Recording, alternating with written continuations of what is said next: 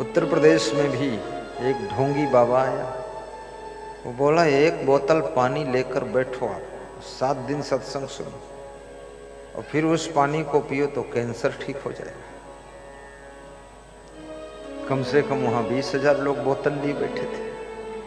तो हमने कहा, पहले से क्यों लिए बैठे हो, कैंसर है? बोले, है नहीं तो कभी तो होगा ही, पहले से पानी रेडी कर लेते। अगर कैंसर इस तरह से ठीक हो जाता तो कैंसर के हॉस्पिटल खोलने की जरूरत ही नहीं थी। फालतू काम बताते हैं। और इस तरह के आडंबरी बाबा लोगों के पास लोग बहुत दौड़ कर जाते हैं, भाग कर जाते हैं। लेकिन जो आत्मज्ञान देता है, जो जड़ चेतन का बोध कराता है, उसके पास वही लोग जाते हैं जिनको आत्म कल्याण या आत्म शांति की आवश्यकता होती है। तो आडंबर से बचो। ये भूत प्रेत, टोना, टंबर, टोनही, टोनहा, ये छत्तीसगढ़ में भी बहुत है। छत्तीसगढ़ में तो टोनहा टोनही पर्याप्त मात्रा में हर गांव में है। अगर ये टोना और टोनही और टोनहा सच में होते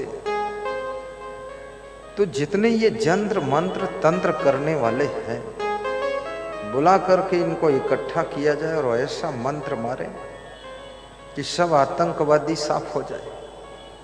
कोई साफ नहीं हो रहा है। टोना खूब डालते हैं और खुद का लड़का मर गया, दूसरे टोना फेंक रहे। तो ये आडंबर से आपको बचना है। भूत किसे कहते हैं? जो बीत गया है। जैसे भूतपूर्व मंत्री, भूतपूर्व सरपंच, तो इसका अर्थ क्या होता है? भूतपूर्व शब्द को बोलते बोलते इतना अपभ्रंश कर दिया गया कि भूत प्रेत बना दिया उसको, पूर्व को प्रेत बता दिया। भूत प्रेत, अरे वो मंत्री भूत प्रेत नहीं है, भूतपूर्व है। भूतकाल में था मंत्री, पहले था, अब नहीं है, और फिर हो सकता है हो जाए। तुम उसको भूत प्रेत कैसे कह रहे हो? अब ये भूत प्रेत ढूंढ के ले आए लोग। भूत का अर्थ होता है बीता हुआ, अतीत, व्यतीत, और पूर्व का मतलब है पहले था अब नहीं। कोई व्यक्ति मर जाता है, स्त्री हो या पुरुष हो, वो सब भूतपूर्व हो गया, पहले थे अब नहीं है। अब लोगों ने मान लिया कि वो मर करके भूत प्रेत बन गए, वैसी धारणा फैल गई और जिसमें अज्ञानी बुजुर्ग लोगों ने बड़ा भ्रम फैला दिया। गांव के बूढ़े बुजुर्ग लोग कहानी सुनाते रहते हैं कि मैं सोया था ब्यारा में, एक चुड़ैल आई, उसने मुझको ऊपर से दबा दिया और मैं बहुत ताकत लगाया, उसको फेंक ही नहीं पाया, दबा पड़ा रहा। तो हमने कहा फिर क्या हुआ, कौन फेंका चुड़ैल को? बोले फिर चुड़ैल चली गई। तो चुड़ैल ने किया क्या दबा के तुमको? रुपया छीना कि तुम्हारा कुर्ता छीना, घड़ी छीना, क्या किया? बोले किया कुछ नहीं, केवल दबा दिया। हमारे राजेश जी जाना चाहते हैं, ताली बजा दो उनके लिए और उनको चुपके चुपके विदा करो। राजेश भाई, आप बहुत अच्छे व्यक्ति हैं, धन्यवाद। ये बहुत प्रेत। अब ये कौन सी चुड़ैल है? दुनिया में कोई चुड़ैल नहीं होती, न कोई भूत प्रेत होते, न कोई नटवीर है, न खबीस है। ये सब झूठा आडंबर फैला हुआ है। इसके चक्कर में कभी मत पड़ो। कितने लोग बोलते 7.5 शनि लगा है तुम्हारे ऊपर। 7.5 पूरा 7 भी नहीं है, पूरा 8 भी नहीं है, और बीच में टुकड़ा लगा है, 7.5 लगा है, 7.5। अब ये 7.5 शनि क्या होता है? शनि तो देवता है, लोग कहते हैं शनि देवता है, तो देवता किसी को सताने के लिए क्यों लगेगा? जो किसी को सताता है वो देवता नहीं होता है, वो तो राक्षस ही होता है। जो सताए वो दैत्य है। अब ये 7.5 शनि, उसमें आधा टुकड़ा जोड़ा है, पूरा 7 रखो या पूरा 8 रखो, उसमें 7.5 बना दिया फालतू। अब ये 7.5 शनि सता रहा लोगों को। कुछ लोग कहते हैं हमारा मंगल टेढ़ा चल रहा है, तो सबका अलग अलग मंगल है क्या? मंगलवार तो दिन होता है और मंगल ग्रह है, और तुम्हारा मंगल कोई पर्सनल मंगल है क्या? जो तुम्हारा टेढ़ा चल रहा, हमारा सीधा चल रहा। और कुछ लोगों का तो उल्टा चल रहा है, पीछे बैक में जा रहा मंगल। तो मंगल टेढ़ा चल रहा था, तुमको क्यों अमंगल हो रहा है? कोई मंगल टेढ़ा सीधा होता नहीं। ये सब भ्रम को तोड़िए। और कैसे दुख मिटेगा? युक्त चेष्टस्य कर्मसु युक्त स्वप्नाओ बोधस्य, जिसका सोना और जागना यथा योग्य है। ये बहुत बड़ी बात है। आदमी का सोना जागना ही सही नहीं। कुछ लोग तादाद से ज्यादा सोते हैं, कुछ लोग जरूरत भर का भी नहीं सोते हैं, कुछ लोग दूसरों के संकोच में बहुत ज्यादा जागते हैं, कुछ लोग जवानी के जोश में रात में 2-2 बजे तक जागते हैं और बातें करते हैं। मैं हरियाणा में गया तो एक भगत बोला, रात अपनी है दिन पराया है। हमने कहा इसका मतलब क्या है? बोले रात भर बैठूंगा आपके पास। तो मैंने कहा रात अपनी है तो क्या जागने के लिए है? बोले रात भर जागना है। अब रात भर जागना है, कोई चोरी होने वाली है या डकैती होने वाली है या कुछ खतरा होने वाला है तो रात जागो। अब फालतू रात भर जाग कर गप्पा मारो और दिन भर ऊँघते रहो, ये तो बहुत गलत बात है। श्री कृष्ण कहते हैं जरूरत से ज्यादा सोने वाले भी दुखी होंगे, आवश्यकता भर भी जो नहीं सोते हैं वो भी दुखी रहेंगे, जरूरत से ज्यादा खाने वाले भी दुखी रहेंगे, और जरूरत भर भी जो नहीं खाते वो भी दुखी रहेंगे।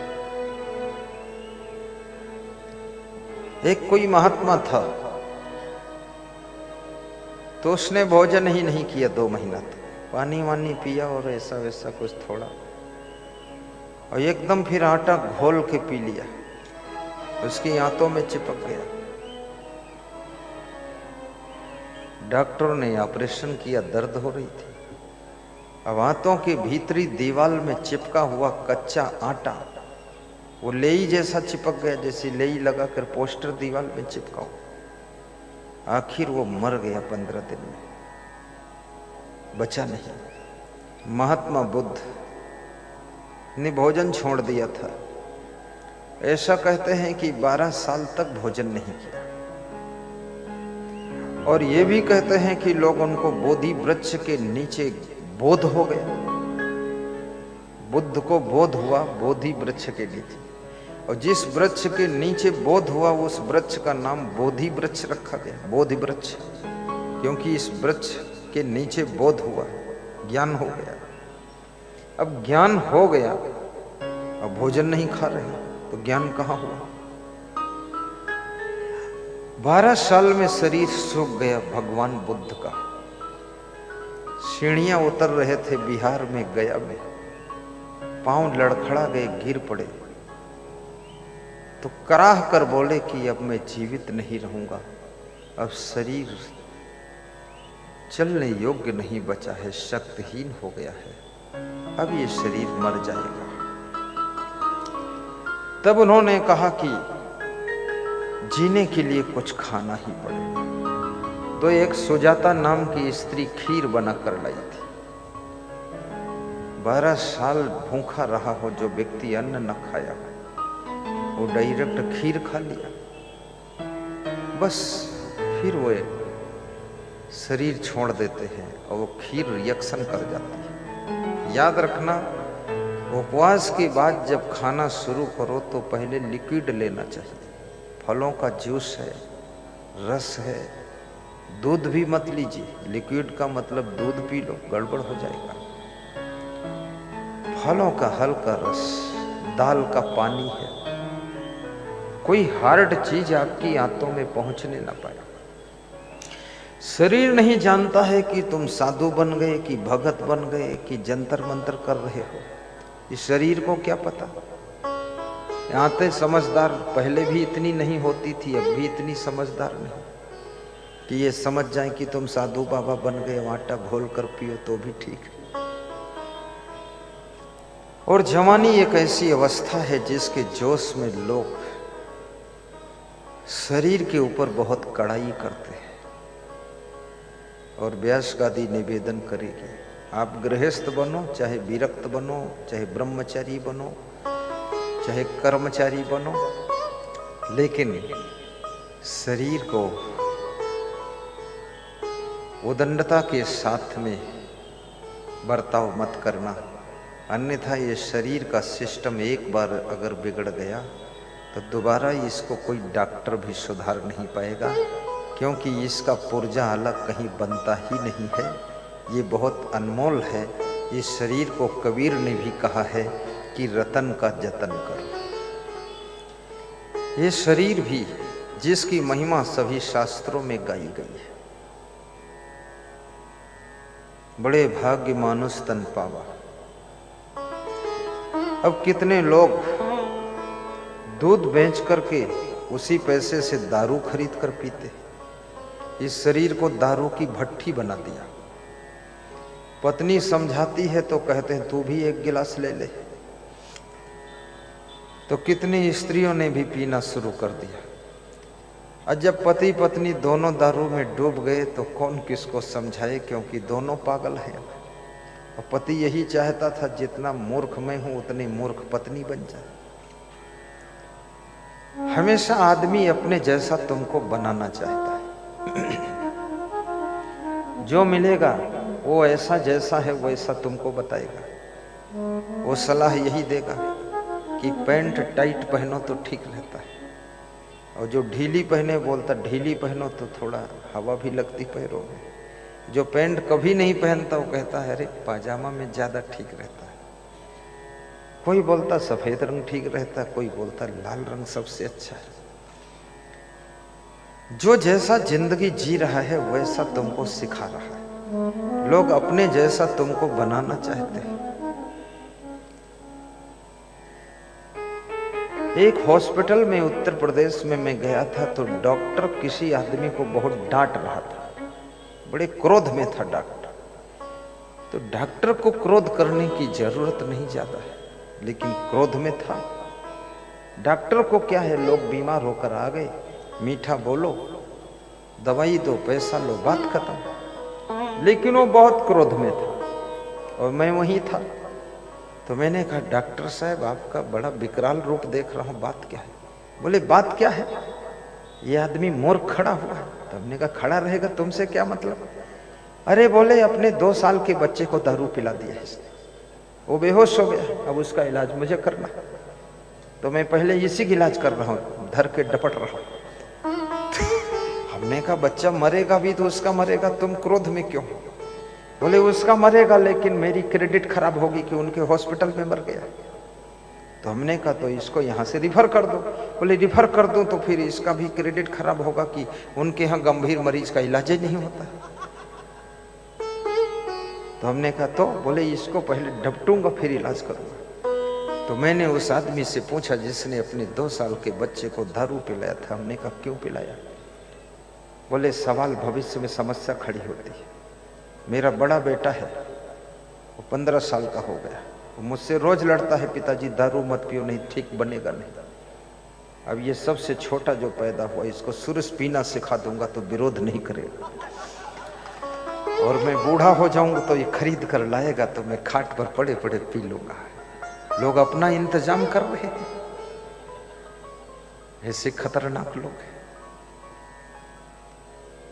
शराब पीकर कोई बलवान बन नहीं सकता। ये बिस्वा हॉस्पिटल की कथा है, सत्य घटना है। सीतापुर जिले में बिस्वा तहसील है, वहां के हॉस्पिटल की कथा। शराब पीकर कोई बलवान बन नहीं सकता, जुआ खेल कर कोई धनवान बन नहीं सकता। कितने लोग जुआ खेलकर रातों रात करोड़पति बनना चाहते हैं और करोड़पति के बजाय वो रोडपति बन जाते हैं, रोड पर आ जाते हैं। बड़े लालची लोग हैं, बड़े लोभी लोग हैं, बिना मेहनत किए पाना चाहते हैं अरबों धन। मेरे पास राजस्थान में एक भक्त आया इसी साल गुरु पूर्णिमा के अवसर पर। बोला मैंने बहुत लॉटरी लिया हूं, 65 साल की उम्र हो गई, हजारों बार लॉटरी अपने नाम से लिया, कुछ निकला नहीं। पत्नी के नाम से लिया, कुछ भी नहीं निकला। बेटा बेटी के नाम से लिया, कुछ भी नहीं निकला। तो हमने कहा फिर? बोले बता ही देता हूं, अब की तुम्हारे नाम से लिया। मेरे नाम से लॉटरी ले रहा। बोला 5 करोड़ की है लॉटरी। तो हमने कहा मुझको कितना दोगे? बोले नाम तुम्हारा, बाकी पैसा सब हमारा रहेगा। तो हमने कहा ये भी लॉटरी डूबेगी, वो भी डूब गई। दोबारा फोन आया नहीं। गुरु के नाम से जुआ खेलना बहुत गलत बात है। ये गुरु का दुरुपयोग करना। गुरु को समझा क्या है? पक्का जुआरी समझा है। उसके नाम का, उसकी साधना का, उसकी तपस्या का इतना दुरुपयोग कर रहे हो। और गलत चीज के लिए अगर गुरु का नाम लेकर भी करोगे तो भी फेल खा जाओगे। वहां तपस्या का प्रभाव भी खत्म हो जाता है। इसलिए व्यास गादी निवेदन करती है। बहुत से लोग गुरु की परीक्षा करते हैं और बड़ी बड़ी चुनौती और कसौटी खड़ी कर देते हैं। एक सज्जन का लड़का भाग गया घर छोड़कर, महीना भर ढूंढा, मिला नहीं। बोले कि आज शाम को 5 बजे तक लड़का आ जाएगा तो मैं समझूंगा मेरा गुरु पक्का सच्चा गुरु है। अब नहीं आया तो गुरु कच्चा है। अब गुरु से क्या मतलब? तेरा लड़का भागा है और लड़का ना आए तो गुरु कच्चा, आ जाए तो गुरु पक्का। इससे गुरु का कच्चा पक्का क्या लेना देना? खैर गनीमत रही, वो शाम को 4:45 बजे तक आ गया तो गुरु पक्का होगा। तो मैंने उस भगत से कहा ऐसा दांव क्यों लगाते हो? बोले परख रहा था आपको भी। तो हमने कहा जरस 20 मिनट लेट हो जाता तो भी गड़बड़ हो जाती। ऐसे कभी भी गुरु को कसौटी नहीं लेना चाहिए। गुरु का ध्यान कीजिए, गुरु का ज्ञान सुनिए, गुरु की राह पर चलिए। गुरु जो कहता है उसको अपनाइए। लखनऊ के महान भक्त श्री घनश्याम दास गुप्ता कह रहे थे, प्रवचन रोज सुनता हूं और प्रवचन के अनुसार आचरण भी करता हूं। गुरुमंत्र तो अभी नहीं लिया हूं लेकिन लूंगा। दक्षिणा में आपको मैंने करोड़ों का आश्रम दे दिया है बना करके लखनऊ राजधानी में, लेकिन गुरुमंत्र इसलिए नहीं लिया हूं, थोड़ा एक कमी है हमें। तो हमने कहा दूर कर लो। बोले वो भी दूर हो गई है। तो हमने कहा क्या कमी थी? बोले कमी यही थी अगर कोई हमारे साथ में गलत करे तो उसके प्रति हमको क्रोध आता था। जो धोखा दे तो उसको हम फिर बहुत ज्यादा नाराज होते थे। बोले अब वो भी मन से हट गया कि छोड़ो बेईमानों को, कुछ भी करे, क्षमा कर देता। प्रवचन के अनुसार जीना सीखो। आपके अंदर जो आपका सुंदर चरित्र है, आपके जो सत्कर्म है, आपका जो आकर्षक स्वभाव है, मृदुल वाणी है और साफ सुथरा व्यवहार बर्ताव है, ये कोई साधारण तपस्या नहीं, ये बहुत बड़ी शक्ति है। और ये शक्ति अगर आपने अर्जित कर लिया है तो आप मन में जिस चीज का संकल्प लोगे और फिर गुरु का स्मरण करोगे तो वो कार्य आपका जरूर बनेगा, इसमें कोई संदेह नहीं। गुरु की महिमा है, गाय की भी बहुत बड़ी महिमा है। गुरु और गाय, गुरु और गऊ, ये दो एक ही राशि है। गाय की सेवा कभी निष्फल नहीं होती है। गौ माता, जननी माता, भारत माता, धरती माता। भारत देश के लोग कितने उदार हैं। जिस माँ से जन्म होता है उसको जननी माता कहते हैं, और जिस देश की धरती पर जन्म होता है उसको धरती माता कहते हैं, और जिस गाय का दूध पीते हैं उसको गौ माता कहते हैं। और जिस भारत देश में रहते हैं उस देश को भी भारत माता कहते हैं। और मैंने छत्तीसगढ़ में एक विशेष बात भी देखी है, यहाँ बड़ी माता भी है कोई। आपके पिताजी के बड़े भाई की जो पत्नी है उसको लोग बड़ी माता कहते हैं, बड़ी माता जी। यहाँ और ज्यादा हृदय विशाल है। बड़े पिताजी भी बोलते हैं, ये बड़े पिता, ये बड़ी माता। उत्तर प्रदेश में तो बड़े पिता और बड़ी माता कोई है ही नहीं। ये केवल एक इकलौता देश ऐसा है, छत्तीसगढ़ प्रदेश, जहां पिताजी के बड़े भाई को बड़े पिता कहा जाता है और माता जी की जेठानी को बड़ी माता कहा जाता है। ये इस प्रदेश की उदारता है।